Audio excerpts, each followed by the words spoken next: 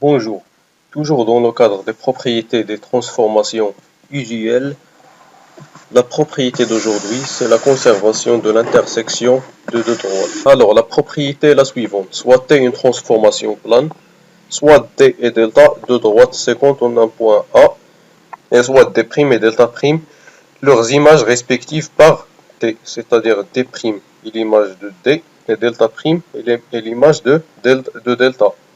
Les droites D' et delta' sont séquentes en A', l'image de A par T. C'est-à-dire que l'intersection de D' et de delta' est l'image de l'intersection de D et de delta. On dit que les transformations usuelles conservent l'intersection de deux droites. Alors faisons maintenant une application. Soit ABCD un parallélogramme, soit I un point du segment BD distinct de B et de D, c'est-à-dire différent de B et de D, et soit J l'intersection de AI et BC, et K l'intersection de AI et CD, soit H l'homothétie de centre I qui transforme B en D. On nous demande d'abord de construire une figure, puis de déterminer les images de A et de J par l'homothétie H, puis de montrer que IA au carré est égal à IJ fois IK. Commençons d'abord par la construction. On construit d'abord notre parallélogramme ABCD, puis on construit le segment BD et un point I qui est distinct de B et de D. Puis on construit notre droite AI et on place l'intersection de AI avec DC qui est J et l'intersection de AI avec DC ou bien CD qui est K. Passons maintenant à la deuxième question. Déterminons H de A. Alors A c'est l'intersection de AB et de AI.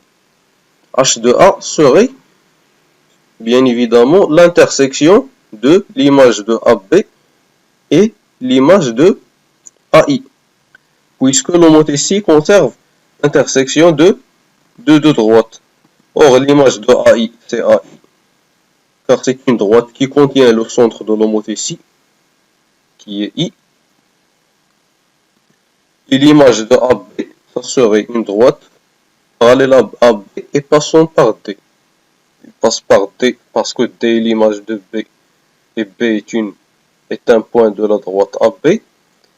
Et aussi car l'image d'une droite par une homothétie est une droite qui lui est parallèle, et ce selon la propriété caractéristique de l'homothétie.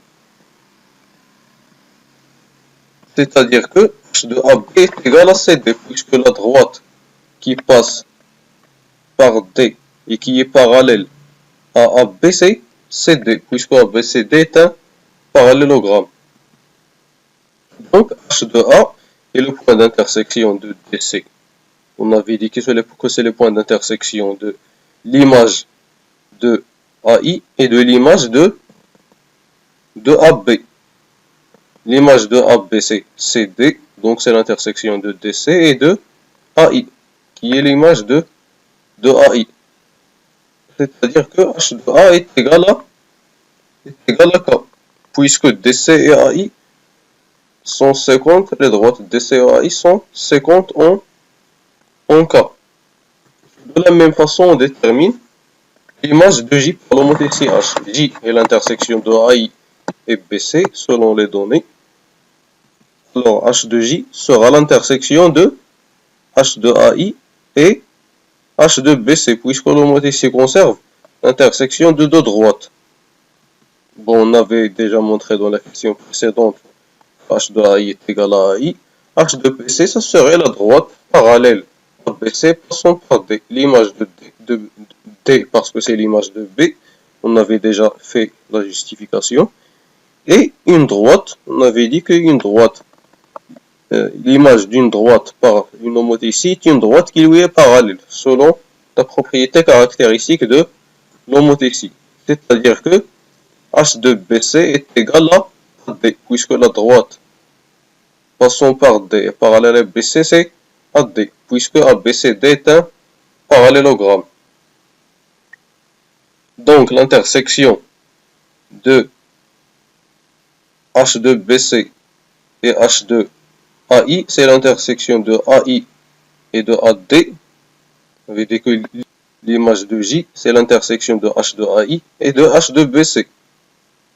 L'image de AI, c'est AI, et l'image de BC, c'est AD. Donc, l'image de J, c'est l'intersection de AI et de AD. Donc, H de J est égal à A, puisque l'intersection de AD et de AI, c'est A.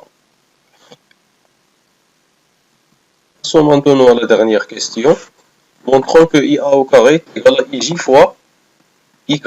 Ici, on a des distances. Alors, pour l'homothétie, la propriété, pour la définition de l'homothétie, on a une relation vectorielle. Mais on peut ici se contenter de travailler avec des distances. Soit qu'à le rapport de l'homothétie H de A est égal à K, donc IK est égal à K fois IA. I, c'est le centre de l'homothétie, et K, c'est le rapport de l'homothétie. Ici, la définition, on a une expression vectorielle IK est égal à K fois IA, mais ici, on avait dit que, comme j'ai dit précédemment, on se contente de travailler avec les distances. Donc ici, on travaille seulement avec les distances, puisque on ne doit montrer qu'une expression qui contient des distances. De même, H de J est égal à A, donc IA est égal à K fois IJ. Maintenant, on a écrit IA, on a écrit IA de deux façons. Alors, IA est égal à K fois IJ. Donc, IA est égal à K fois IJ est aussi égal, il est aussi égal à IK sur K, selon la première expression. Donc, IA au carré qui est égal à IA fois IA, on peut multiplier ici les deux expressions. Ça nous donnera IA au carré est égal à K fois IJ fois IK sur K. On simplifie avec le rapport de l'homothétie. Et on retrouve l'expression qui nous est demandée. Ici, une petite remarque.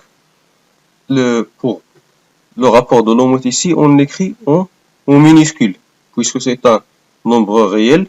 Et ici, c'est très important pour ne pas confondre le petit k et le grand k. Le grand k, évidemment, c'est le point k. Ici, le petit k, ou bien le k en minuscule, c'est le rapport de l'homothétie. Alors, c'est tout pour cette capsule. Bonne chance et à la prochaine.